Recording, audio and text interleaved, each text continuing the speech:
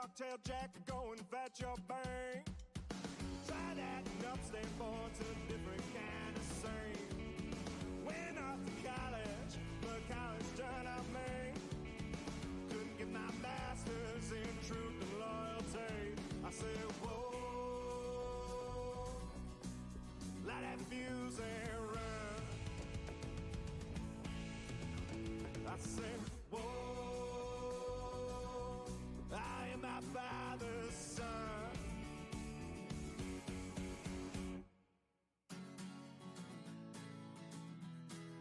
Let that fuse and run. Whoa, let that fuse and run. Went off to college, but college done up me. Couldn't get my master's in truth and loyalty. Bang out the buzzword, teaching that blind man to sing. You might get the best of him, but you'll never fool me. Now, sweet talk to beanstalk, tail jack to go and fetch your bank.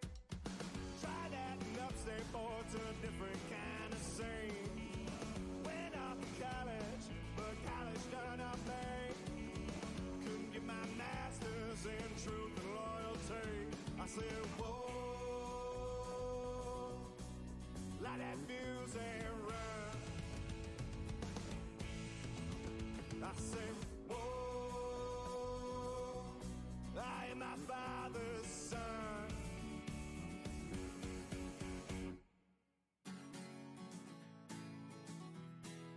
Let that fuse and run. Whoa, let that fuse and run. Whoa, let that fuse and run. Whoa, let that fuse and run.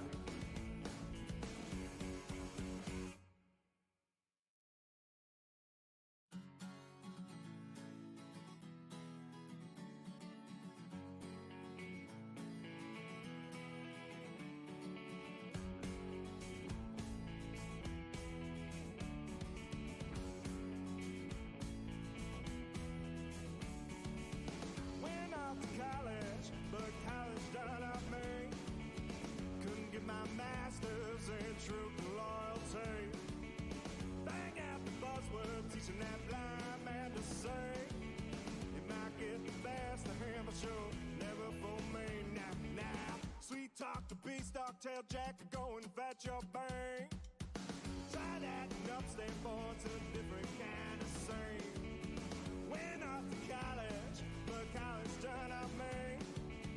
Couldn't get my master's in truth and loyalty. I said, whoa, light that fuse and run. I said, whoa, I am my father's son.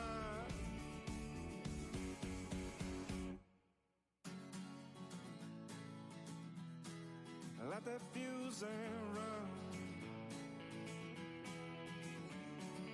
Whoa,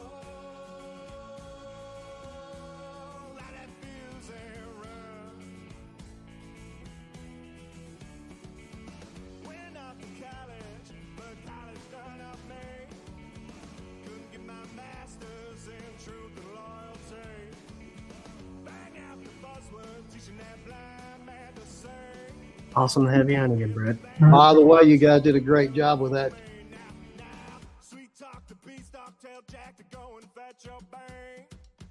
Try that and upstate boy to a different kind of scene. What is up, 24/7 Buff Fandemonium? It's your boy Swank. It's Tuesday night. It's 8 p.m. Eastern Standard Time, and that can only mean one thing. It's time for the K-Gun Report. We have a very special episode for you guys tonight, getting you through this off-season bog. We got one of our favorite guests returning, trying to He's trying to threaten Mark Maddox's record for most return guests right now. We got Mr. Brad Lamb, ex-Buffalo Bills wide receiver, in the room with us tonight. We can't wait to chat with him. We're going to talk about OTAs. We're going to talk a little bit about what the NFLPA's got going on and what this wide receiver room might shape up to look like. Hey, you know what? Grab a drink. I'm going to hit this intro, and we're going to get right into it.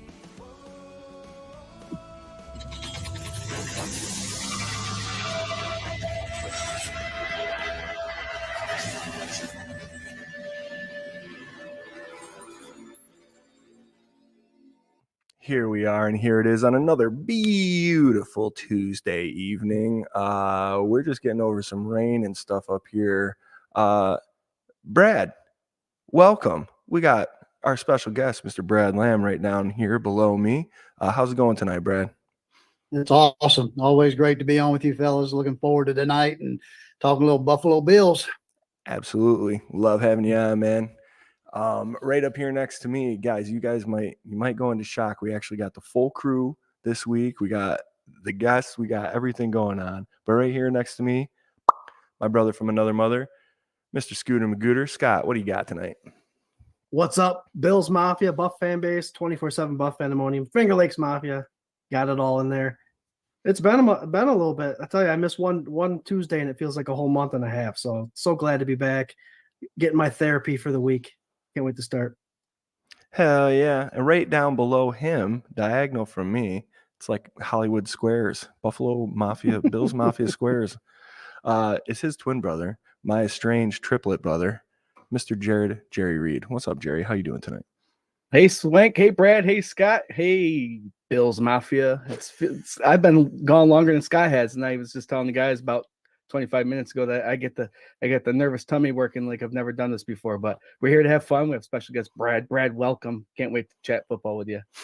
Thank you, man. I'm looking forward to it. I think it's pretty adorable that you call it a tummy. I gotta assume that's just because you got like 8 kids or whatever. Yeah. That's pretty much it. And potty and everything else. Yeah, there you go. All right, in the comments, we got our boy Shane Becker saying, "Go Bills." What's up, Shane? We got Corey Blaine saying, "Let's go. Ready for another great show, boys." Hell yeah, starting with the R jokes right off the bat.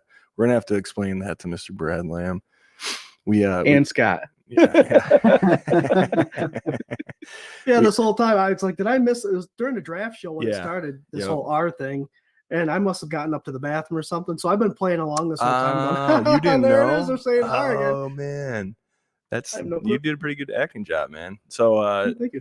We did like a 4.5-5 hour draft show, Brad, and it was live like while it was going on. And, and then we traded out the first round. So it didn't really, whatever. But we took some phone calls and we were joking around. But at some point, Jerry said too many R's on a word he was pronouncing. So then everybody in the comments, every time they used a word with R, they added like 5 more to it. So it was so you'll see a lot of that tonight. Let's see here. We got Corey Blaine. Great. He says, just got home from vacation. We met a lot of cool Bills fans in Virginia Beach, surprisingly. Man, we're all over the place, Corey. Welcome back. We got Berto. Hey, everybody, go Bills. Mafia is all over the place. That's right. We got Tony Diaz over on Twitter because I refuse to call it X. Says, what's up, Bills Mafia? What's up, Tony? We got Cookie. Josh Cook in the comments. What's up, everybody? What's up, Cookie? What's up, guys? What's up, everyone? Let's see, we got Patrick Hughes. Sorry for being late, but I'm here. So let's get rolling. Probably won't take long, Brad, until they're saying Brad. See, this is what makes it all worthwhile, Brad, because our boy Patrick Hughes says Jarrod just has to take some Rolaids and you'll be fine. Yeah, here we go. Here it is. We got Doug. We got Joey Hatch. What's up, brother? We got Casey Nicole. Hey, Mafia family. Got my FLX gear on today, too. Absolutely. You can catch your own FLX Mafia gear over at our store, our Bonfire site, or you can go to 247buffpandemonium.com/shop, and you can get yours there if you want. We just got a big big name in the comments right now, Mr. Buffalo Spartan. This is Sparta. What's up, Spartan? You're way early, dude. Like usually you come in at like 9:05. Just in time for overtime. Yeah, it's absolutely right. So we do have our special guest, Mr. Brad Lamb, ex-wide receiver of the Buffalo Bills, one of our favorite guests down here. And we wanted to get a little bit into this wide receiver room. But first of all, how's everything going down there where you're at right now? It's going good. 4 grandbabies keeping me busy. 2 boys, 2 girls. So got a nice little mix right there. So Nice. they're beautiful. Keep me on my toes, and just loving every minute of it. That's awesome. Congratulations. And I got my son, he's football started back up today. So he's back out on the field getting ready to roll. They actually moved him into the running back room. So Wow. he's starting on all the special teams, and now they got him in the running back room. So we'll see how that all works out. Oh, that's awesome, man. I know you were championing for him here the last time we were all together on the show. So that's great. So you got a shot at the running back room. So he was originally, he's a wide receiver, right? Yeah, he played the slot. Okay. Played the slot, and he'd been asking me, Dad, I think I might want to try that running back room out. And he's asking me all these questions, and it actually worked out well because they actually came to him, and the running backs coach is also the special teams coach who absolutely loves him. Nice. And so I think it's a good opportunity for him. I think he'll get out on the field some, hopefully on that offensive side of the ball this year. And, then he'll have 2 more years after this one. So, we'll keep ramping him up. Awesome.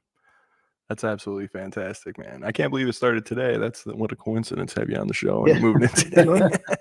Yeah. And I tell you what, this, Brad, it's only going to benefit him because not only is he going to understand the wide receiver position, he'll get to know the running back position and special teams. They're not going to not be able to find a spot for him to see some field time. Absolutely. And that's what I told him. I said, the more valuable you are, the better you are, and better off you are.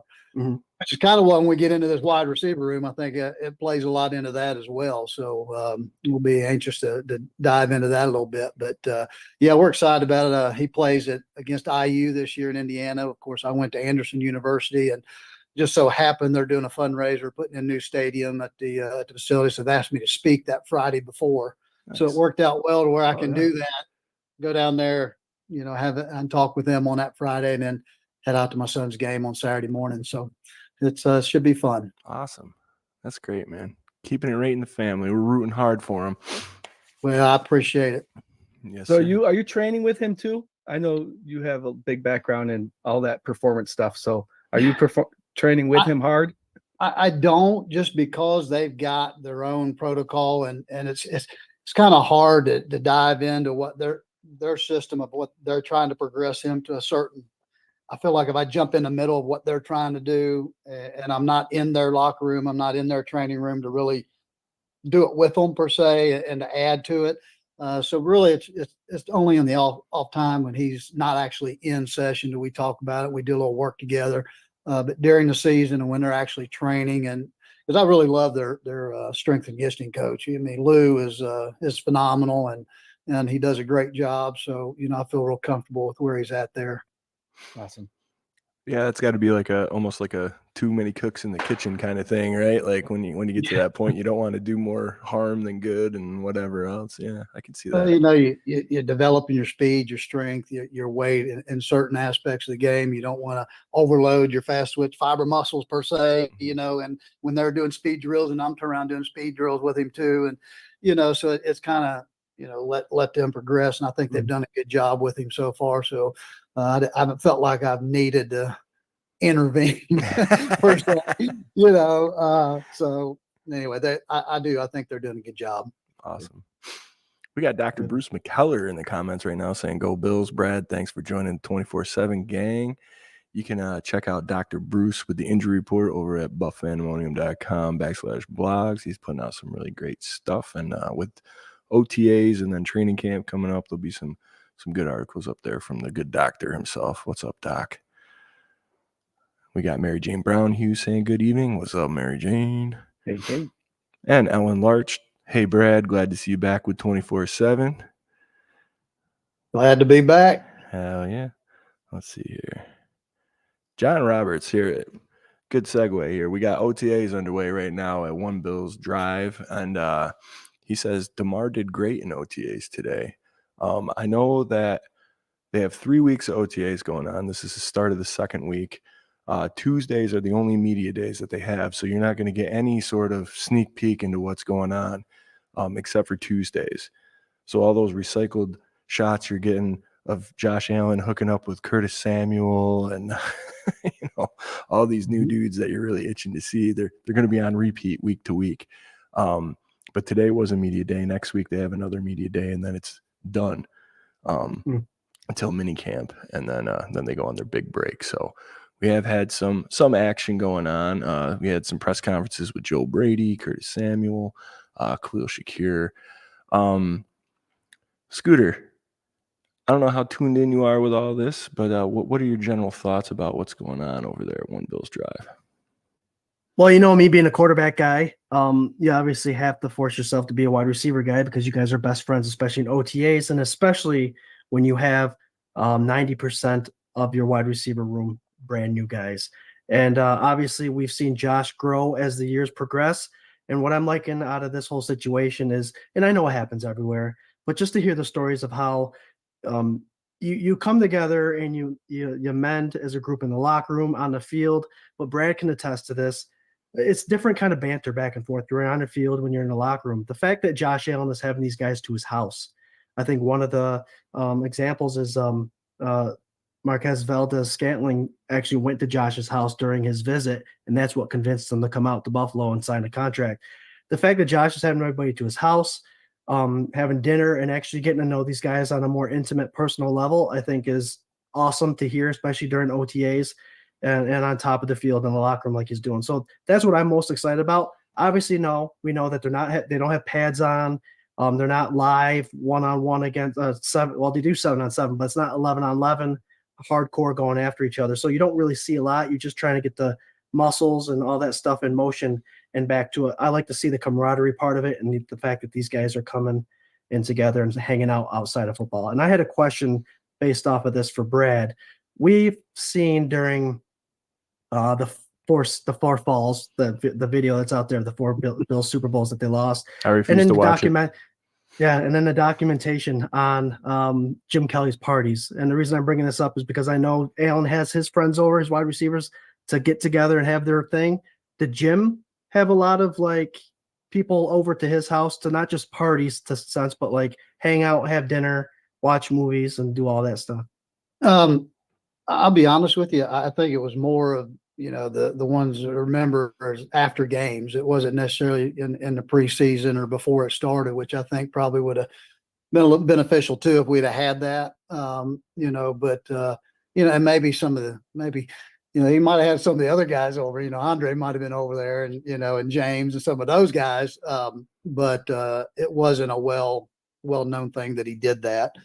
Even though I count him a great personal friend of mine, and when he was at the facility, he did nothing but treat me with respect and tried to help me every way he could. And so I got nothing but admiration for him. Love the guy, love his tenacity, love his football play. In fact, he loved the game the way he did, but he was willing to help, and I always have a special place in my heart for him, and always go to bat for him. It's one of what we were talking about right before the show began was the difference between practices back then compared to now. And Scott, I don't know if they're probably too tired to go to Jim Kelly's house doing doubles and wearing pads. Nowadays, they don't wear pads and they're doing one practice a day for a couple hours. They have all the energy in the world to go out afterwards. Back then, I don't think they had the energy to do it. That's just my opinion. Wow, you're right. We were. What's doubles? What's a double session? Yeah.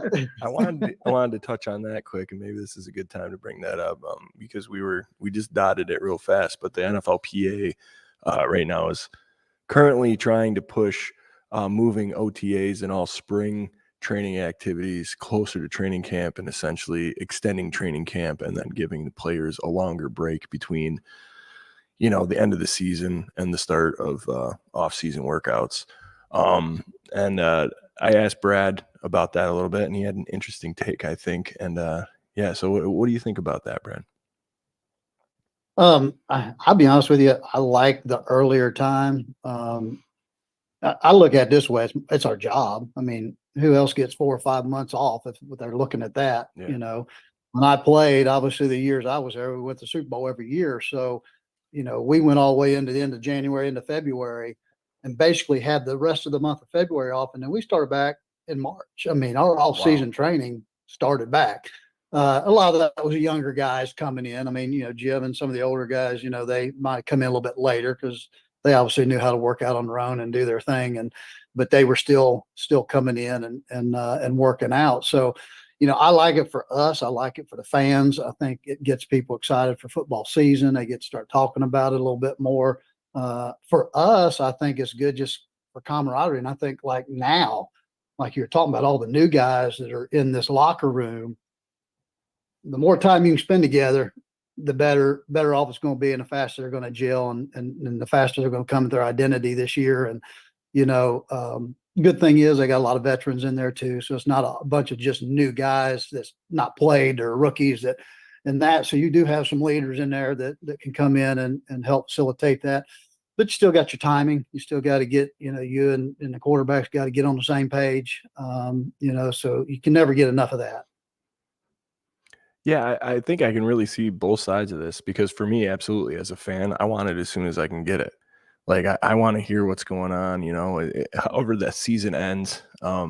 If it's not ending in a Super Bowl, I want to move and turn the page as soon as possible. I want to know what these new guys are doing and what you're doing. And oh man, look at how good he looks, you know, in pads or in a t-shirt and a helmet, you know, or whatever. So I can see that a lot. I think it was interesting because Curtis Samuel had a little bit of a interview today with some of the reporters, and they mentioned what the NFLPA was talking about, and the only thing he really had to say was like, I don't know if I want to do 2 months of training camp. Like I you know, it's already like X amount of weeks long. I don't know if I want to do 2 months. He goes, but also like if I was here for like, you know, 4 or 5 seasons, maybe I wouldn't feel like I'd have to, like I really needed to come to OTAs. But then he ping pong back to, well, but I could help other players, like younger players. So he was ping ponging it too, you know? And I was just like, yeah, I mean, entertainment wise, hell yeah, give it to me all year round. I want it all the time. But, you know, player wise, I could see the split. What do you think about it, Jerry? Yeah, Embedded was on. I watched the first episode a couple days ago, and Shakir and Bernard, I think it was it Bernard or Benford? Yep. Bernard. They were itching 2 weeks after the season ended. So these young bucks come in and they want to get after it too, especially after how the season ended. So to have a controlled practice compared to these guys are still working out. It's just coming to the facility and doing it now. And I'm going to be all over the place here, but Curtis Samuel just, you know, he's finding a reason why being there would be beneficial, why the change would be beneficial, because he'd make it work. And that's the veteran and that's the leadership that he has that he can offer to this team. But again, with these young kids, they want to get right back into it too, because they're spry and their bodies are young. So they want to keep training and get better. So I bet you it'd be 50-50 down the line what players would want, but it's, you know, beneficial either way, I think. There was a lot of talk too about this kind of being the leverage for the league to get their 18 games and to get rid of another preseason game and all that jazz. So Scooter, what do you think, man? I'm looking at this twofold. I'm looking at it as a fan base wants to see the brand new toys that the Bills brought in. Obviously, we just had the draft in April and then free agency frenzy in March. Of course, we want to see it. I want to see them wearing their number. I want to see them out there catch Keon Coleman catching the ball from Josh Allen. We can already see what that touchdown quick slant looks like. And then you have the other part of it, which is the business part. The Bills do their OTAs in Orchard Park, and then they do their the spring training in this year will be at St. John Fisher. So are they going to combine them and then obviously get up and move everything, or are they going to have a practice here, go home, reestablish yourself, and then meet again at the college? I think any team that does that in the NFL would probably rather do it that way than having it all crammed together. The other thing I was kind of thinking about was like when you draft your rookies, like don't you want them in the facility like as soon as possible to kind of get them acclimated at least for like a week or two? Yeah, it's like your pre-K guy riding a school bus the year before he actually gets on. You got to acclimate. You got to acclimate them to this facilities. Know what they're going into. know what to look for, know what kind of meals are going to be ready for for lunchtime. That's Yeah. the big thing right there. Yeah. Food. I think part of the thing too is like you're saying, 18 games is a long season. Yeah. And what Curtis was saying too is why make that season even longer by running your OTAs into training camp as well? Why not give us a little bit of a breather in between those two things? We're not running this thing all the way through and give our bodies a little bit of rest in between that little session there. So, I like it that way. Just to me, it just makes sense to all the way around. Again, especially for the younger players to be in there as much as they possibly can. But as a younger player, you're learning the business side of it too. But as a younger player, you want the older guys there so you can learn. Because there's things that when I came out, I can tell you right now, is as green as they come. I mean, coming from an NAIA Division III school, man, I didn't have a clue about being a professional athlete and the training that goes on and the things that you need to do in the film room and, on your own and route running. And I mean, there's so much I had to learn and I couldn't do that on my own. I had to be either around the guys, watching them and picking up what they were doing, or Jim pulled me aside. Hey, I need you to cut this a yard shorter than what you're running it at. It's a little bit too deep. The backer's going to catch you in that, whatever it might be, but you got to have those veterans teaching you too. So it's kind of not just, and that's where the maturity of your veterans come in, wanting to be there too, because they're only going to be as good as the guys that are either going to come in and back them up when they need breathers, or for the whole team in general to be as good as they're going to be. So, when you get a mature football team, and one thing I feel like that I've seen so far from who they've drafted, some of these new guys, it seems like a great locker room right now. I mean, it seems like you got a bunch of guys that really just want to come and play football and love the game.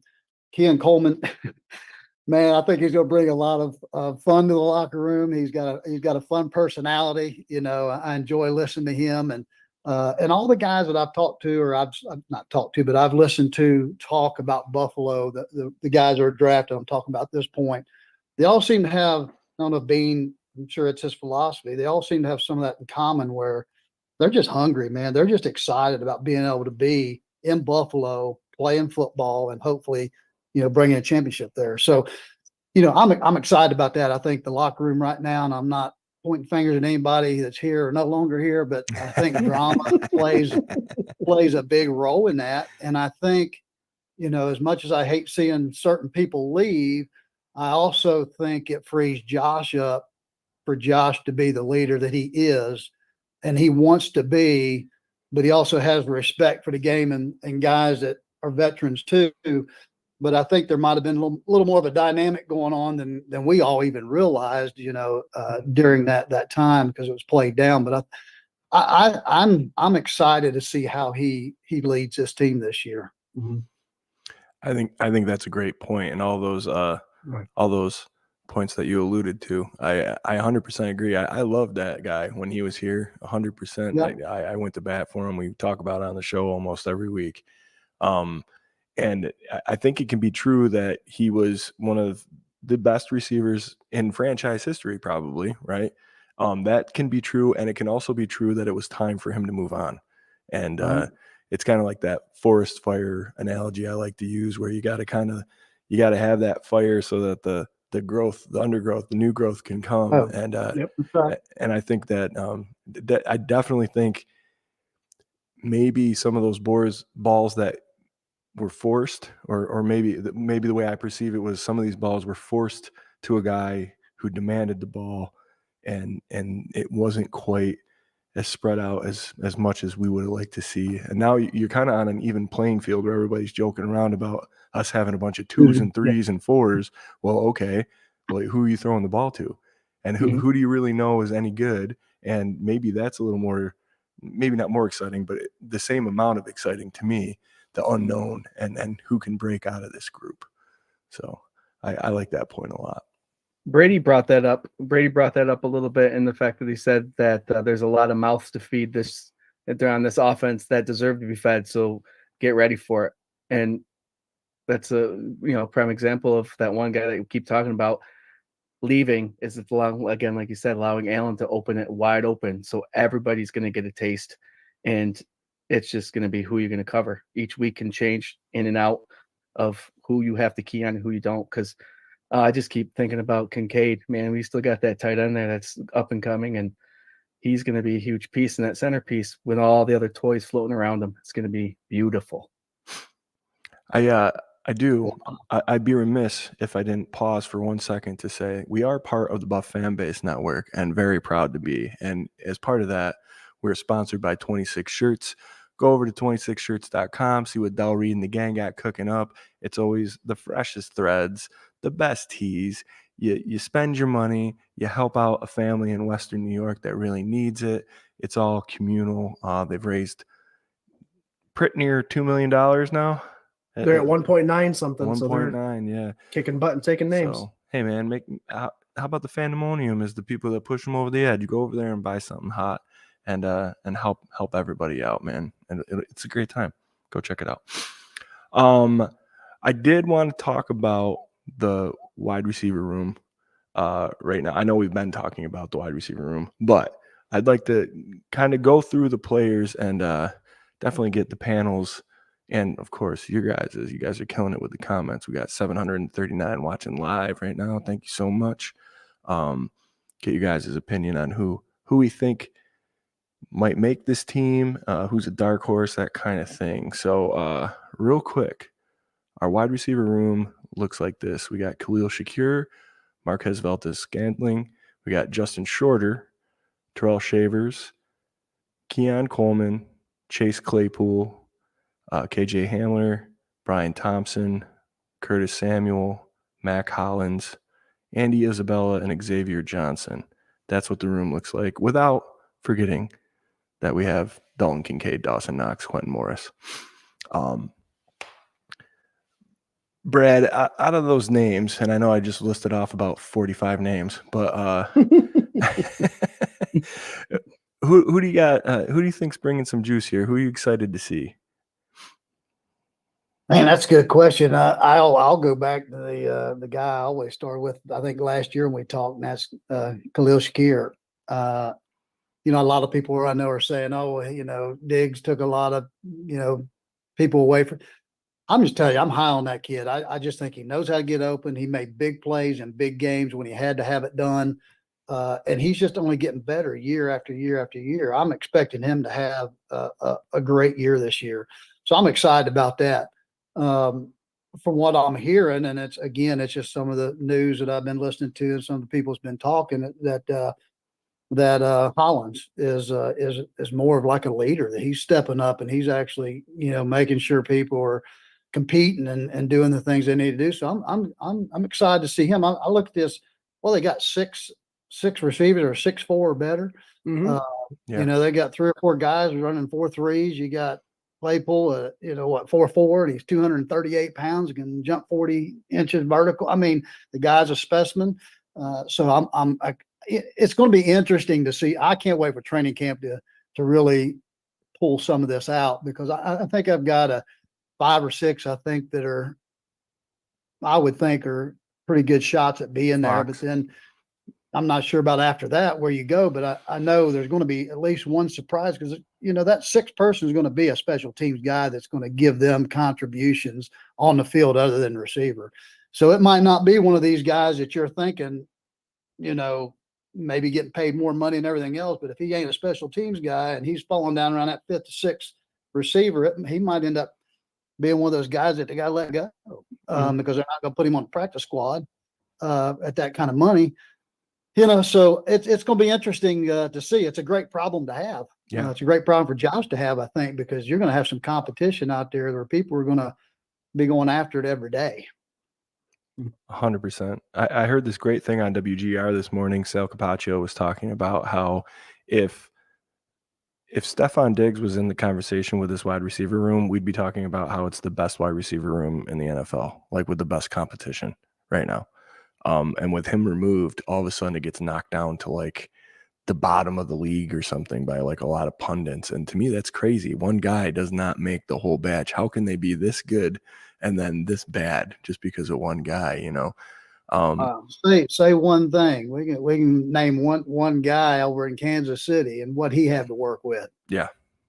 Yeah, You know, absolutely. our room is a lot better Yeah. than that room. I mean, I think some of these guys, if you look at their history, I think Josh makes everybody better for one. Mm. Some of these guys are pretty elite and just haven't really had an opportunity to play with a quarterback to help them even step it up that next level. So I think we got a lot better receiver room than what people are giving Buffalo credit for. And I think it's going to surprise a lot of people. I hope so. I hope that surprise. That's what I want. Because like to me, I think being up here, like Curtis Samuel to me, he's a lock, is like a great player, a great talent that hasn't had great QB play to showcase really. I mean, he's done really well with mediocre, and we've talked about that on the show before too. Scooter, what are you thinking about this wide receiver room, man? Who's the guy that's giving you juice right now? The guy that's giving me juice is it's actually two guys, but it's one specifically, a guy that is taking advantage of the opportunity he has to start over, and that's Chase Claypool. Obviously, Better change your answer, Jerry. we're hearing a lot of conversation about, and it's one thing to say one thing and do another. Obviously, we all know that. But Chase Claypool, guys, and I mentioned a couple shows ago, he came into a situation to a quarterback that was compared, that Josh Allen was compared to, in a Ben Roethlisberger, a big body guy that could stay in the pocket and throw the high ball and locate that ball to his advantage. And he excelled his rookie year and did really well his second year.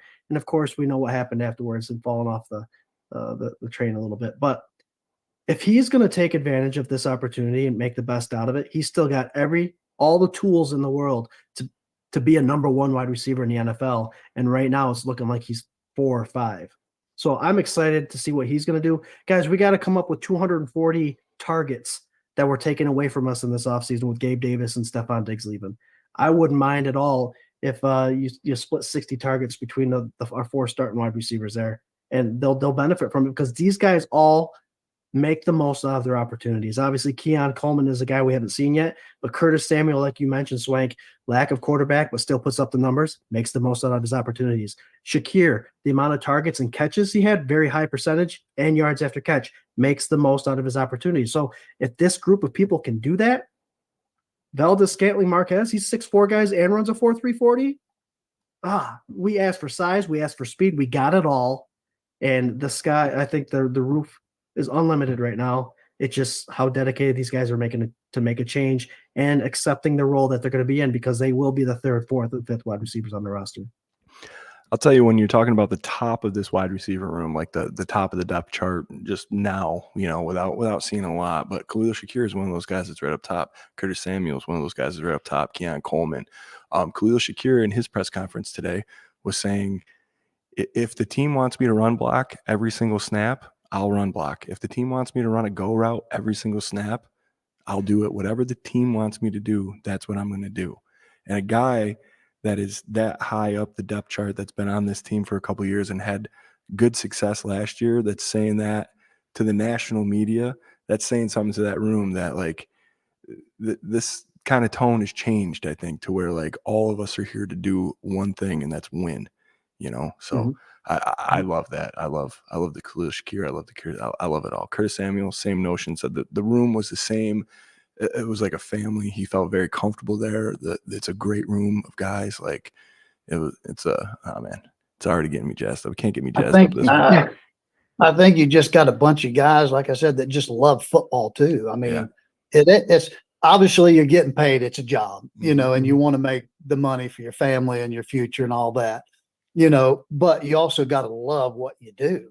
Mm-hmm. And it just seems like we got a bunch of guys in that room now that just love to play football, and it's refreshing to see that, get so tired of these guys that just prima donnas. And I'm not just talking, but I'm talking about around the whole league. It's just, my gosh, man, be happy and honored to get the opportunity to play this game, man, for a living and love it, So, and Curtis Samuel, man, he's a 4.3 guy. It's not like the guy can't move, Right. So we've got all 4 of those top 4, except Keon Coleman's a little bit slower, but I guess in the combine, his top end speed was 22 mile an hour. So that's pretty daggone good. Yeah. But you got 4.4 and 4.3 guys, and some 6'4", 230, and 6'4", 206, so it's it's pretty exciting. It is. It's definitely a different physical trait kind of room than we've ever seen, I think, in Buffalo in the recent years here. Like, you got these huge guys, and you got a bunch of scrappy guys that are out to prove something. You know, MVS, Right. Claypool, Samuel. I mean, hell, even Keon Coleman, you know, he's getting dogged about his 40 time, and he's getting dogged about getting bumped into the second round. Like, I don't know. Everything I've seen from all these guys is like, I'll show you. And when you come to Buffalo, somehow the Bills get the best version of all of these players, and then they either go on or they stay. But that's it, you know. So, Jerry, I've tried so hard to give you a long time to find a different guy to talk about right now. Patrick Hughes says Jarrod just got robbed by Scott. Robbed. No, if you guys are talking about the one guy, Swank, who made the room last year, that made that Bills room the best room in the league, and that was Stephon Diggs, Gabe Davis, Deontay Hardy, Trent Sherfield, and Khalil Shakir. Yeah. Two of those guys. I love Gabe Davis. I think he did well here. Stephon Diggs obviously did, and Khalil Shakir is coming up. But to Deontay Hardy and Trent Sherfield, I think there were prospects that came in that we were all hoping would produce something outstanding, and they really didn't. This year, before we even get started, we have Keon Coleman, rookie, showing a lot of potential already. Khalil Shakir, up and coming, had a great second half of the season. Showed the NFL that he is to be taken serious at not only the number 2 wide receiver, but potentially number 1 on some other teams. You know, Curtis Samuel, a known veteran who, again, like you guys have said, hasn't really played with that receiver. Claypool, a guy who was interviewed that said this locker room feels different than the locker rooms he's been in before. There's more of a family-oriented thing. They even have once a week, like a family type of movie or gathering that they have to do, and he feels like loved here already. And then, you know, we have MVS coming in again, playing with Mahomes. He was getting wide open. He's just knocked for his drops, but he was still getting wide open. Like what Scott referred to a couple weeks ago, this guy was still depended on to make these big plays to end the Bills season in the playoffs, to catch a Super Bowl touchdown and catch a game-winning ceiling reception in the Super Bowl. So Mahomes trusted this man. Now he's coming to us, and Josh Allen's going to have him to play with. I was looking at those are my top 5, I think, you know, those 5 receivers. And then we have the other 4 or 5 that I just couldn't put them in the 6th spot or 7th spot. But I've heard good things about Shorter. You know, he's a beast. He's coming up and he's making good plays. But it's just like Brad keeps saying, I'm excited to see what this receiver room has to bring. And it's going to be a different dynamic, because I think it's going to be a whole different variety of players that we're going to see out there, rather than kind of the protocol players that we've seen the last couple of years. And Brady's going to have his fun playing with all these toys. Yeah. I mean, I think that last spot definitely going to come down to special teams, right? Whoever shines the highest out of that lower tier group, they got it. Also, do they go full in on the big body, big guy, out physical us kind of like wide receiving core plan that they have, right? Like that it seems like they have right now, or they're trying out right now with these big body physical guys that are like, okay, you know, maybe Curtis can scorch you, James Cook can scorch you, but these other dudes are just going to go up and they're going to be bigger and badder and taller and catch it above you and come down with the ball. Like these contested catches, we're going to make it happen. You know, I think it really comes down to that kind of like game plan, which way they lean, you know, and where they ultimately want to be in their offense. Joe Brady had a couple interesting comments today in his press conference today, or 2. And the one that I found the most interesting was when he was asked about the type of offense he was going to call. He said very clearly, this is Josh Allen's offense. Yeah. And that gave me some goosebumps, man, because I was like, if you're going into that with this mindset, that's what I want. I want you to build it completely around it. I don't want Josh to go out there and look like he's calling a play that he's not either comfortable with or isn't going to have fun with. Go out there and let Josh be Josh and call things around him and have a blast, man, because that's the best version of Josh Allen we get. So. Mm-hmm. Yeah, and just to remind us, Swank, these receivers, these top 4 or 5 receivers that are coming in, it's not their first. Keon Coleman's the first year, but the 4 or 5 other guys that are going to be there have played years and have their experience. So Josh Allen can come in, let me play with these guys. They have all the experience in the world. We'll talk in the huddle. Let me call the play and let's go. Absolutely. Let's see here. John Robert is concerned about MVS and his rock hands. Brad, catching the ball in the NFL. I mean, what are we talking about here? I mean, it's easy for us to sit here and be like, come on. But is that something, to me, I feel like that's something that can be taught. Am I wrong? No, it can. I think what people don't realize is how fast that ball really is moving. They got fitted in such tight windows. Unless you're actually on that field and running beside and doing it, you really can't quite understand how fast things move down there. So, I remember the first, I might even mention this once before, my first training camp with Jim Kelly, first throw he ever threw me, a little 12-yard button hook, threw it, and it went right, split my hand, just went right through him. I mean, I was never used to catching, for my quarterback, nothing that fast, with that spin on it. So, what did I do? I went straight to the jugs machine. I mean, I started getting to that jugs machine and cranking up as high as I could and just, having them shoot. So my hands would just get used to the way that would just, hit my hands, and I could, kind of let it come back as I needed to. So there definitely some techniques there that you can work on for that. I don't know if he was just, I don't know, for him, if he's just having issues with his hands, if it was just there was something else going on, for him, or what. I think I remember him playing earlier. I don't remember him dropping that many passes before, so I don't think he's necessarily just got bad hands. Just can run fast, but he's got bad hands. I think he's got good hands. So that's another thing. I think iron sharpens iron. So when he gets into training camp, to me, that'll be one of the things of whether he's one of those guys, to me, that's not guaranteed to be on that roster, even though he's got all the pedigree to be. But if all these other guys are making every catch and running all the route and doing what they're supposed to do, and then he's dropping passes here and there in training camp, hey, I don't care what your resume says. Yeah, we're going to go off what people are doing. So that's the good thing about the locker room and the receiver room, is the fact that they're going to have to give it and be focused every day out there, because it's going to be consistency, especially once you move past those first 3 or 4 guys. Now, we're a Bills podcast, so we tend to focus more on the Bills, and I don't know what a lot of other teams are doing, but that wide receiver might want to go to the tight end room for a second and talk to Dawson Knox about his little eye therapy and catching different things, so that might help. So he's got players in the locker room that have already experienced that are going to be like, hey, come over with me. I got something that you can practice with. That's a great point. I got a question for you, Brad. I know the jugs machine is something that's used quite a bit. Is there an option for the jugs machine to throw non-tight spirals, or is it always a nice tight spiral coming out of there?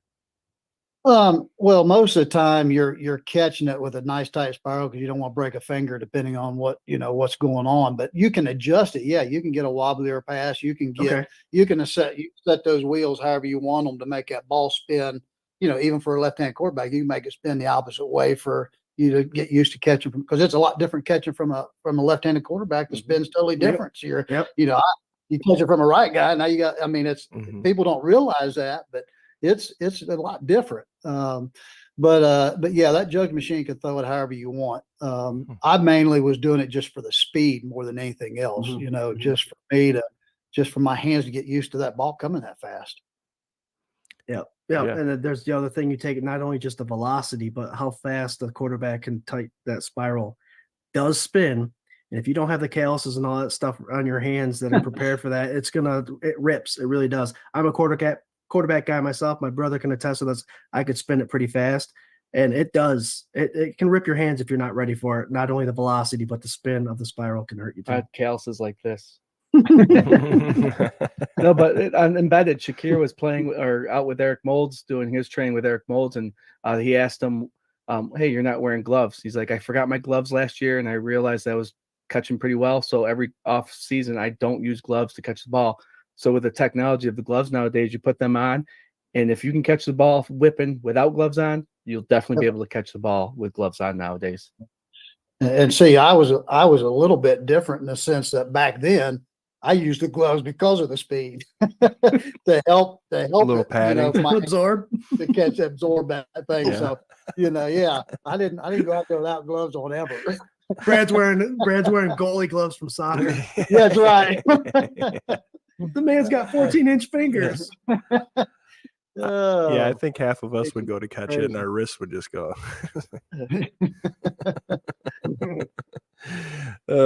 Yeah, I like that point about Dawson Knox, man. I can't remember who it was. John Robert, I think, man. John, thanks for commenting so much, brother. I remember I really liked MVS when he was in Jacksonville. I don't know why. I didn't really pay a whole lot of attention to him outside of the fact that like anytime I saw him, it looked like he was catching balls and making plays. So for me, I don't know. I think I'd be interested in to see what his stats were. Again, was it a slump year? Was it, something weird going on in the season? And at least he had somebody like Patrick Mahomes throwing him the ball. Mhm. So it's not like he's going to be, adjusting to Josh Allen, even though we know Josh throws it a little bit faster. But like, at least he's not making this huge leap from like, somebody that wasn't throwing with that velocity to somebody like Josh Allen who whistles it right in there. So Well, Scott, weren't you I saying do have that- the stats up. I do have the stats up real okay. quick. Swank, it was Green Bay Packers, not Jacksonville. Oh, my bad. I knew it was a so green he played team. with Rodgers. His rookie year had a great year, 73 targets, only 3 drops. 3 drops the following. Then he had the drop season 2020. Mhm. The very next year, 0 for the Packers with 55 targets.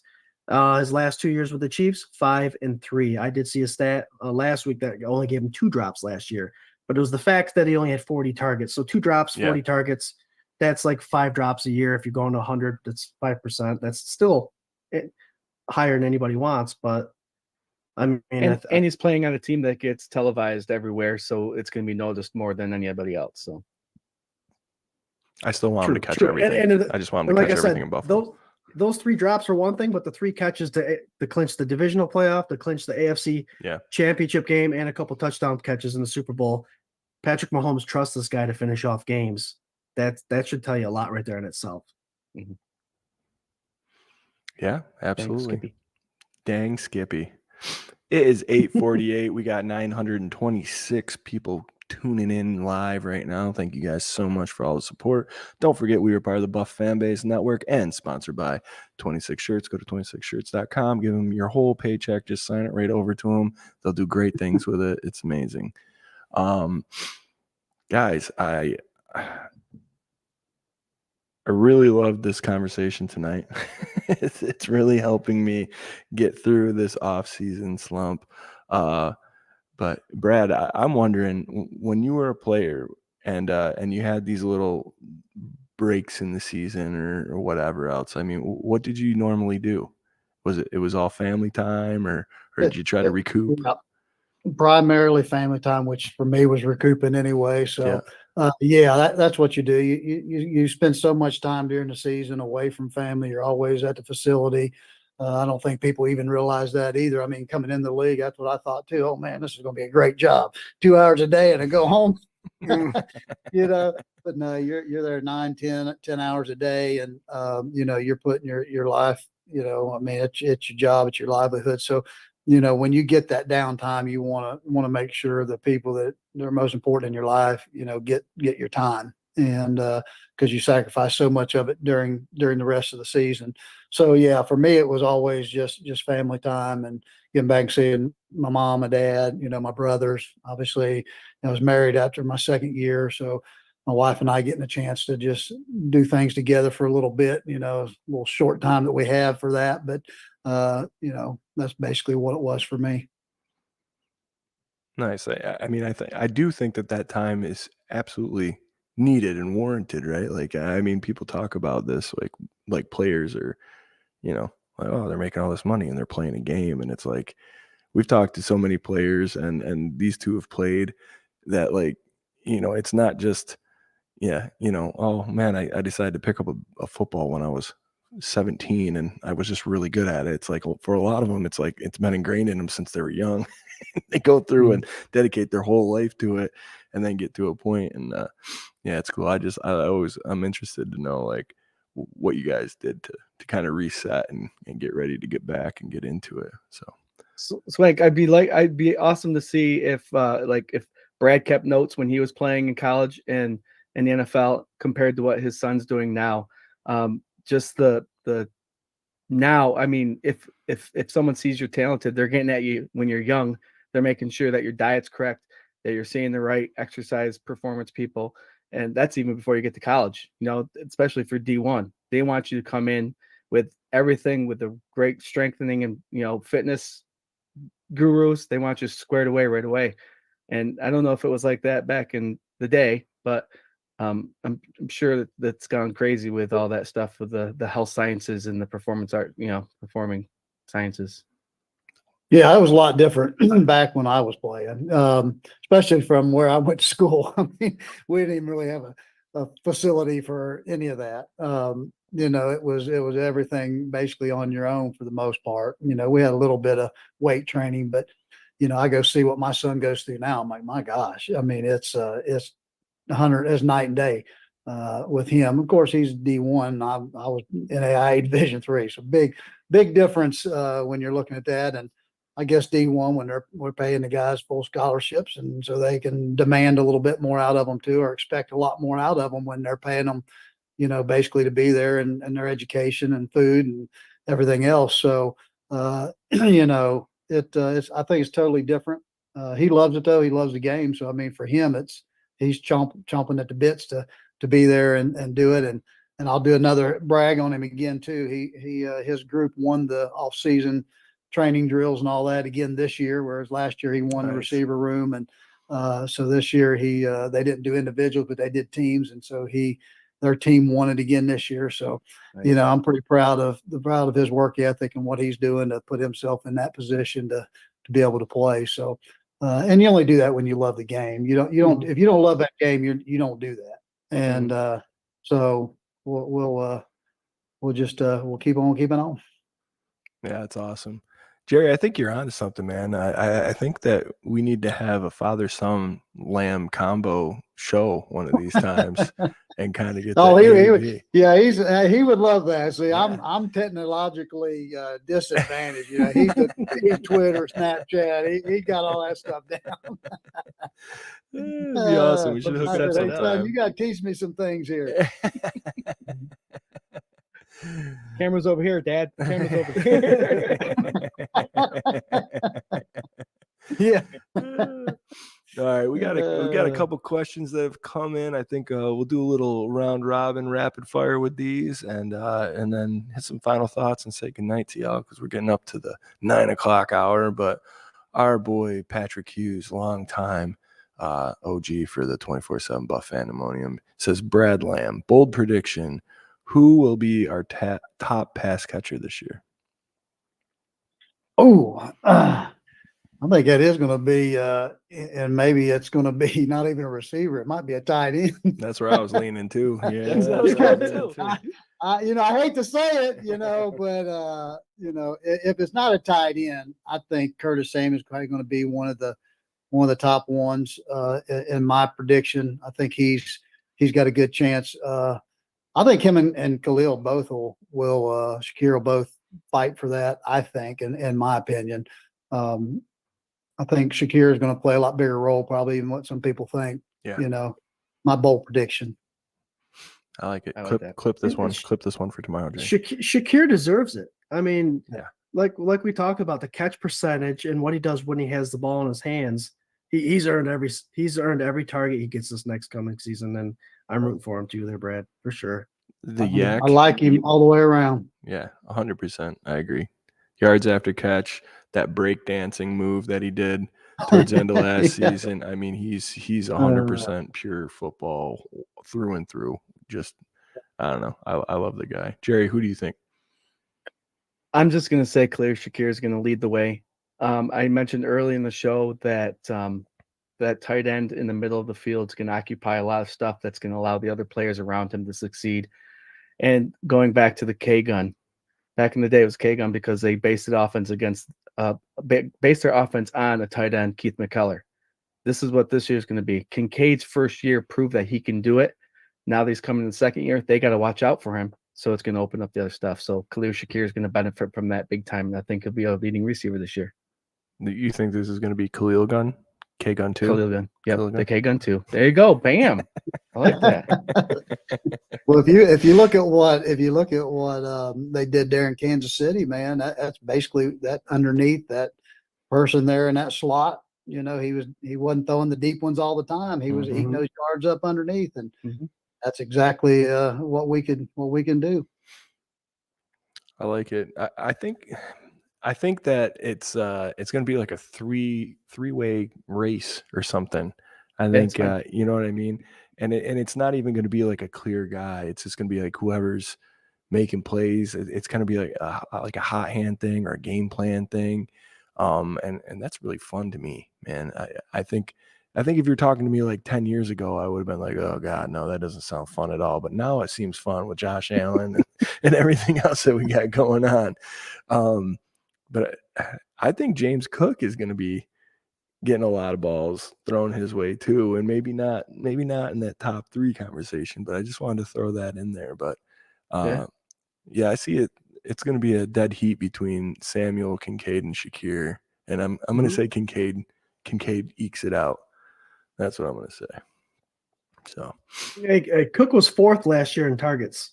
So that's where that's put right there. Yeah. And I think Keon Coleman, I honestly think he's going to lead the team in targets. Obviously, wide receiver number 1 sometimes demands that with a less catch percentage because that's just the way the cookie crumbles when it comes to wide receiver number 1s.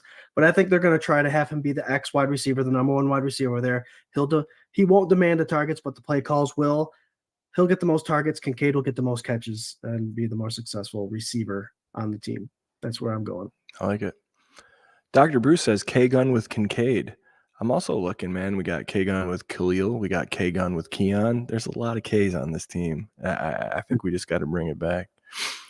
Knox starts with a K. Knox. Yeah, K-Gun with Knox. It's like silent though. You know, I don't know. I don't know if it works as well for the branding and the marketing.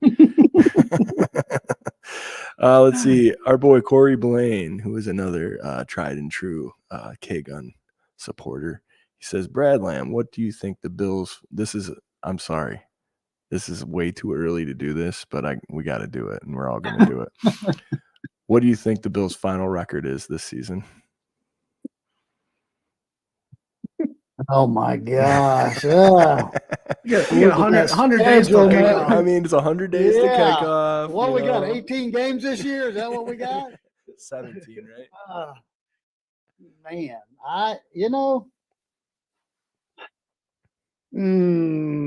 I'm going to say 13-5. All right, 13 wins. There you go. That's where I'm going to come in at. I'll tell you the thing that makes me a little bit nervous in our division this year, and it isn't the Dolphins. And it's the Jets have got me a little bit nervous if he stays healthy with the line adjustments they've made. Yeah. Their defenses, I think we play them the 6th game of the season, I think. I can bring up the schedule here. Well, I think Steve Tasker was talking about that even in one of his shows, and I was listening to him and talking about how they'll probably be in the top. They'll probably be the number 1 defense coming in when we play Buffalo, because up to that point they play rookies and 2-year quarterbacks all the way up to that point. Yep. Week 6, Monday night. Yeah, Monday night with the Jets. So I think that's our competition as far as in our division this year, in my opinion. I just think we, with that running game they got, if our big guys can sure up that run inside, and our outside guys, I tell you what, I'm pretty hyped on our new safety too. I think he's going to bring a nice little punch for us on that side. So. But I think that's going to be an interesting. But I think 13-5, 14-4, somewhere right around there.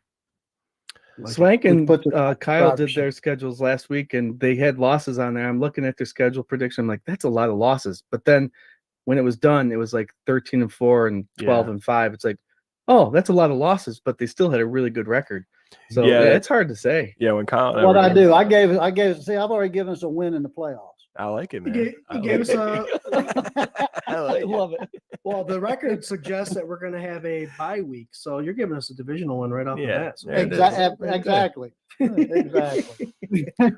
Real quick, guys, it's Yeah, but 9:01, and You got to believe. I mean, that's just what that's that's what what we it's all do. about, man. I Absolutely. mean, We got thank you, Patrick. Thank you, Dr. Bruce. Thank you, Corey. Here we go, folks. We're in overtime. That's right. It's after 9 p.m. and that means we're in overtime. And thank you to Buff fan base for putting up with us and going over a lot of time. We'll probably never get syndicated, and we don't care. It's all for you guys. Thank you so much. We're at 992 viewers live. Let's pump that up over 1,000 before we sign off tonight. All right. there we I go. love it. I love it. I love it. All right. So we put Brad, we sacrificed him out there with this. So now we got to do it too. We can't leave him hanging. So we already know what mine was. Brad and I are on the same page here. So which Reed Broy are we gonna put out there first? Jerry's missed the most time recently. Jerry, go ahead. What do you got? Yeah, like I said, I saw Kyle and your predictions right out there laid out, and I saw a lot of L's. And like I said, it still looked like a lot of wins. So I'm right there in the 12, 13 wins for this team this year. But I'm also out there for a 17-0 season because hell, why not? What are you looking at, Jarrod? I don't know. But no, I think that I'm going to say it 13-4. All right. Scooter? I'll give a range 12 to 14 wins. I think it's only going to take 11 wins to win the AFC East. But I do agree. Nope. I'm going to time out. I'm going to time you out right here. You got to put a number Pick on one. it. You got to pick a All right. number. I'll go 13. I'll go 13 as well. And I do believe, like Brad said, Jets, I think, will be the biggest threat. But it all depends on Aaron Rodgers' play. I don't know if you guys have watched film on him. I know there's a lot of people watching his footwork and all that stuff, but he is not absorbing his backdrop, his side shuffles with his toes like he used to. He's landing on that heel pretty hard. That Achilles tendon is still bothering him. And I would hate for this to be. I like his play. I'm a quarterback guy. I would hate to see an injury come sooner in his career again. But if he's that stiff already as it is, come game time, everyone knows it's a whole different speed, and you're using muscles a lot harder than how you train them. I see it happening again, unfortunately. And if Aaron Rodgers goes down, I think it'll be They're done. Yeah. I'll go back to what I said last season. He was on his way out before the Packers decided to trade him. Like it was like that news rejuvenated his interest in playing football. He went on the darkness retreat and all that stuff. And then, a couple plays into the season, he's done. And I don't wish that on anybody. And Aaron Rodgers is one of the legends of the game, right? Like he's going to go down as one of those great quarterbacks. I just don't buy it anymore. I didn't buy it his last season in Green Bay, maybe his last 2 seasons, really. Like, I know he went on those MVP running years and whatever. I don't know. Everybody in his class is they've gone.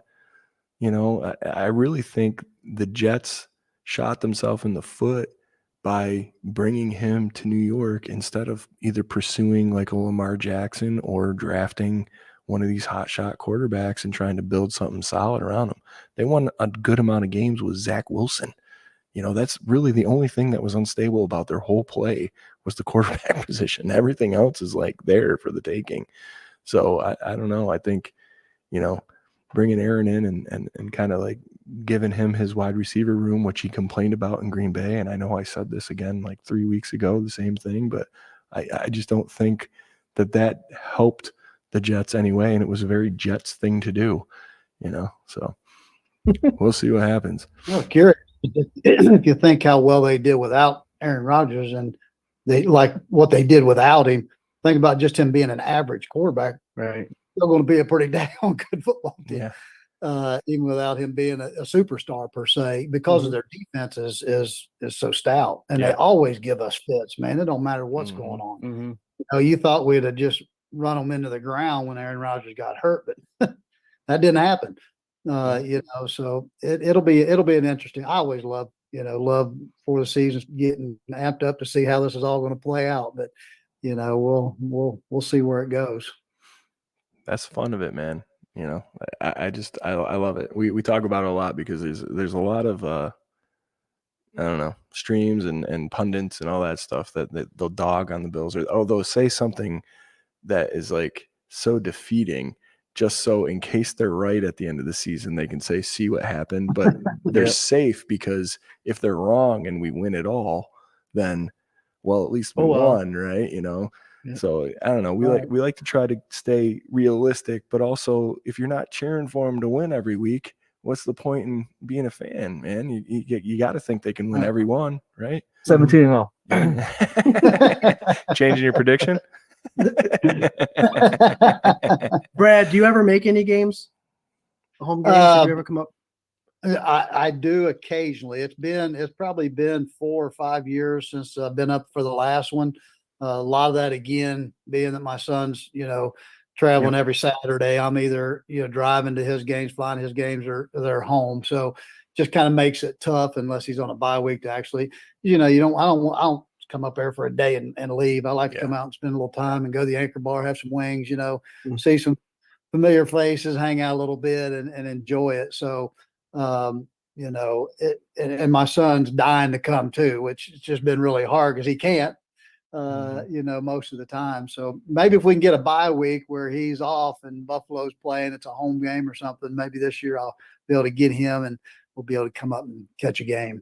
There's a hell of a Sunday night game against the 49ers. You should probably come to him. Just saying. Oh, yeah. That would be nice. The panel might be there. I was going to say, Scooter, have we secured those what's that? Have we secured those tickets or no? Oh, he's holding for us. Oh, nice. All right. All right. Well, that seems to be, to me, like we're making the plan right now. As far as I understand, what Brad just said was he is coming, him and his son, and we're going to do a live stream. We're going to hang out, and it's going to be a great night. Sounds good. I love it. All right, guys, we made it. 1,022 live right now, viewing and chiming in. You guys have made this season absolutely the most fantastic that we've had in the 5 years that we've done this show, and we love you very much. It's your show. Thank you so much for tuning in. Thank you so much for supporting us and the fan base and 26 shirts and great guests like our friend here, Mr. Brad Lamb. So what we're going to do right now, we're going to do a little final thought around the panel, and we're going to get out because, you know, we're 10 minutes over, and that syndication's never going to happen if we don't stop. So, Brad, please lead us off. Give us your final thought. And again, thanks so much for joining us tonight. Again, thanks, guys, for having me. And I would be remiss if I didn't say, you know, Bills Mafia, love y'all. Appreciate you and everything that you do for the Buffalo Bills and the players and the fans. There's nobody better. And so from my heart, hopefully to yours, we love you guys and we appreciate everything that you do. And these guys here, support them. They do a great job. They're fun to be around, good guys. Love being on the show with them. So make sure you support them and you know, let's go Buffalo. Let's knock the doors down this year and take it home. There you go. Hell yeah, I love it. Thanks so much, Brad. Jerry, what do you got, man? This is your first final thought in like, what, 2 months maybe? When's the last time you were on the show? Yeah, it's about 3 weeks. And I think my camera just zoomed in, didn't it? Don't I look weird? Yeah, you are weird. faded. Yeah. Oh, See, God. okay. What if I go back? Faded. It looks good. No, it looks good. Good luck, actually. Go ahead, Jerry. Just put your heart out there, buddy.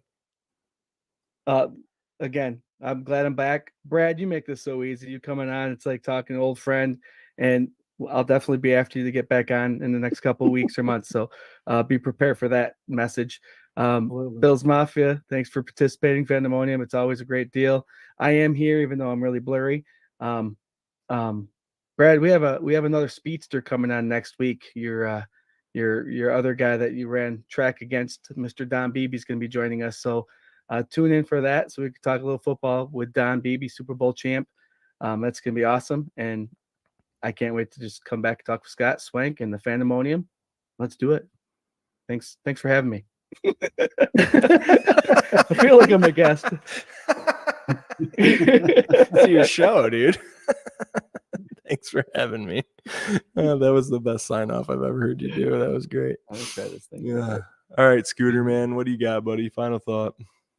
Final thought is actually we didn't talk about it much in the I know Swanky had a show last week, and a lot of the times these holidays fall in between our shows, and I don't want to forget and say a prayer in remembrance for those that have sacrificed the ultimate sacrifice for what we're able to do here, speak our opinions however we want, talk football, talk sports, and the veterans that have given the greatest sacrifice for our freedoms. Memorial Day is a day of remembrance, and many have done what many won't do for what we've got here today. So I just want to bring a remembrance to them. Thank you all for being in the military, and thank you to those that have passed and the families who have sacrificed their lives as well, and their time and their it's an ultimate sacrifice that none of us will understand. And I'm extremely grateful. We are here at 24/7 Buff Pandemonium, so thank you with the bottom of our hearts. Nice, man. That's why we have everybody do it, because I was all focused on something else. So thank you for remembering to do that. And yeah, thank you so much. Guys, next week we have Mr. Don Beebe joining us. We're trying to get every wide receiver that's ever played for the Buffalo Bills. That's our whole thing. Yeah, Don's coming on. He's got a new book out, and we're really excited for that. So join in. Patrick was asking, I think it was Patrick. He was wondering if you could call in. I think I can hook that up. We'll see what happens here. That's something that we should be doing anyway, I think, We got to use Scott's phone, though, because mine doesn't have a headphone jack in it. So maybe we'll figure that out here for future shows. I'll let you know for sure. Guys, thank you so much for tuning in. And don't forget, you can catch us every single Tuesday night at 8 p.m. Eastern Standard Time right here on YouTube or Facebook or Twitter or X or wherever you're watching us. Instagram, actually. We're on Instagram now. Wow. And don't forget to support the Buff fan base. Don't forget to go to 247buffpandemonium.com and 26shirts.com and give them all sorts of love. Thank you guys so much for supporting us. We love the hell out of you. And go Bills. Go Bills. Go Bills. Jarrod. Hey, Jarrod, I know you haven't been on the show in a while, but this is where you say go Bills. Yeah, Yeah, there you go. Yeah, Jarrod says go Bills. Bills. Go Bills. Go Bills. Go Bills. And I came into focus too. There you go. Right at the last minute. Yeah. We're clear, guys. First time.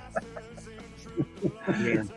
It's just funny watching you sit back and Yeah, I know, it's like I'm making all this noise trying to get the camera to focus. That's why I put it on mute, and I'm like, yeah. Here I am now. I think it was a great debut, Jerry. Jeff? Is that your name, Jeff? Jeff, Jerry, something like that. Jeff, is Jeremy coming on tonight? Jeremy. Brad, awesome. Thank you so for much, joining us Brad. again. Hey, thank you guys. I appreciate it. I always enjoy it. Yeah, we love having you on, man. You're always so insightful and fun to talk to, and it's easy. And yeah, anytime you want, please come back. Absolutely. I'm here anytime I can, as long as it works. I love being able to do it. So, Awesome. I'll do it anytime I can. So you guys let me know. You got it, Will man. do. Thank you so much. You got it. You Have a guys great have rest of the week. You Yeah, too. I'm gonna try. It's tough getting back to work after a few days off. I know it. But oh well. Here we go. Another day.